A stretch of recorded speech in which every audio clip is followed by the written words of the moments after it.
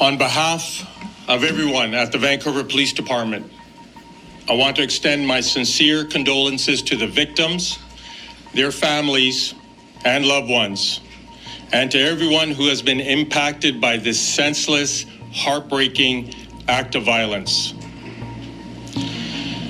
This is the darkest day in our city's history. Last night, as thousands of members of Vancouver's Filipino community gathered for an important cultural celebration, the actions of a single person shattered our collective sense of safety. It is impossible to overstate how many lives have been impacted forever by this lone individual.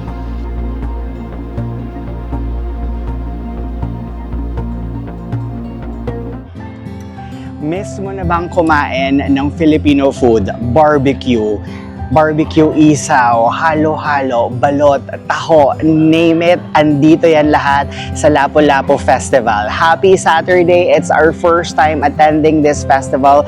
It's a gathering of the Filipino community and 2 years na yung annual event na to.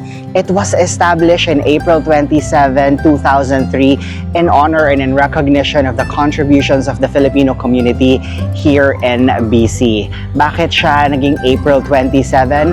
Because si Datu Lapu-Lapu, if you will remember your Philippine history, defeated the Spanish colonizers led by Magellan in April 27, 1521. Kaya naman napili nila pangalanan to ng Lapu-Lapu Festival at itinaon nila every year April 27. And ako, first time naming a-attend.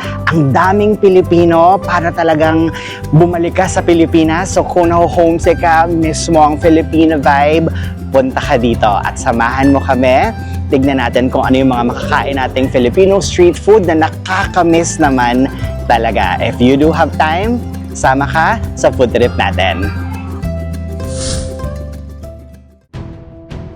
Datu Lapu-Lapu, a fearless indigenous Visayan chieftain from the beautiful shores of Mactan, Philippines, was the first to rise against the tide of Spanish colonization, igniting a spark that would blaze brightly in the nation's history. Considered the first national hero of the Philippines, he was a symbol of unwavering resistance and indomitable spirit during the age of exploration. The epic Battle of Mactan unfolded on April 27, 1521, with Lapu-Lapu's warriors wielding bamboo spears and venomous arrows. It was on this fateful day that the Portuguese explorer Ferdinand Magellan met his end. Datu Lapu-Lapu's legacy is not just that of a solitary hero, but the embodiment of a united spirit, a people's unyielding resolve to defend their land and culture against foreign intruders. I took this footage yesterday before the horrific incident happened. Mga 4:30 p.m. to along Fraser and East 41st Avenue. Luvin and I went to the event with our cousins and first time naming makattend ng Lapu-Lapu Festival kaya excited kami. Ang festive ng vibe, people were having fun. Ang dami naming nakitang mga Filipino street food na na-miss talaga naming kainin. Medyo challenging nga lang bumili ng food kasi sobrang haba ng pila, ang daming tao, and swerte ka na kung hindi ka maubusan. Nevertheless, we were okay to just stroll and just be part of that community. It was an opportunity for us to connect with fellow Pinoys and just witness how the Filipino community in Vancouver continues to thrive amidst all the challenges we face and have to endure here in Canada. At around 6 p.m., we opted to leave the area. Hindi namin inakala that a festive event like this will turn out to be a horrific experience for our kababayans who only went there to support the event. At past 8 in the evening, the tragic news spread out like wildfire in the metro. A black SUV plowed into a crowd, killing 11 including a child and injuring more than 20 people. Upon learning the news, nanghina talaga kami kasi andun mismo kami sa area just a few hours before this senseless tragedy happened. We can only be grateful that we were safe, but you know, our hearts bleed for those who died and were badly injured.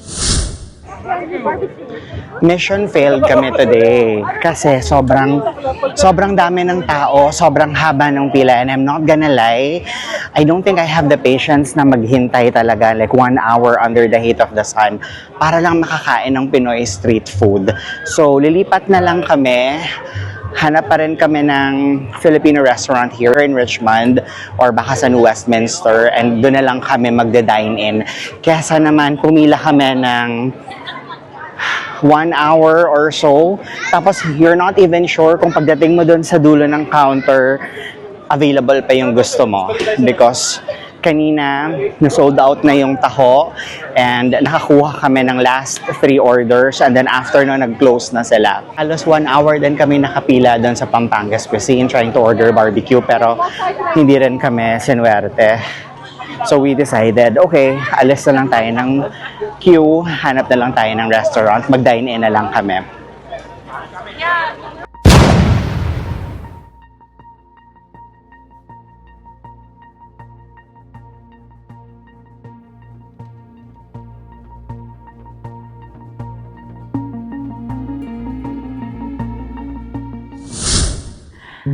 Hi guys, I am still in disbelief and I can't wrap my head around last night's tragic incident. LAPU-LAPU Festival was supposed to be a gathering of Filipino communities and celebration of the Filipino contribution to the success of this province. April 26, 2025 will be forever remembered as a day of mourning kasi 9 people were reportedly killed on the spot and 20 more injured according to CBC News. Nakakapanghina yung nangyari kagabi. Considering na we were there, we arrived at the venue siguro mga 4:30 in the afternoon. Ang dami naming nakitang kababayan natin. Masaya kami dahil it was an opportunity to mingle with our kababayans here in Metro Vancouver. We left the venue siguro mga 6 o'clock kasi mainit pa rin, hindi kami makakain ng maayos, naubusan kami ng ibang food. So we decided na mag-dine in na lang sa nearby restaurant, right? And little did we know na magkakaroon ng ganitong tragedy. Sobrang nakakapanghinayang dahil ang daming mga buhay ang nawala, napalitan ng takot, ng iyakan, yung isang event na sana chill lang, good vibes lang, celebratory lang, and walang saysay yung death nila, diba? So, nakakapanghinayang.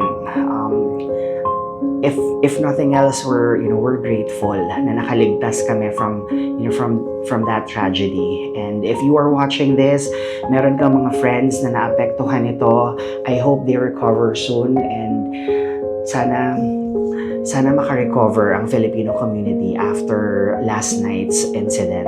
I wonder kung magkakaroon pa ng 2026 LAPU-LAPU Festival. I'm sure they will, review the event, and magkakaroon sila ng mga safety measures if ever mauulit ito next year, but we'll never know. For now, our prayers go out for the families of the departed, and for those who were badly injured, I hope they really recover soon. Ingat kayo, kabayan.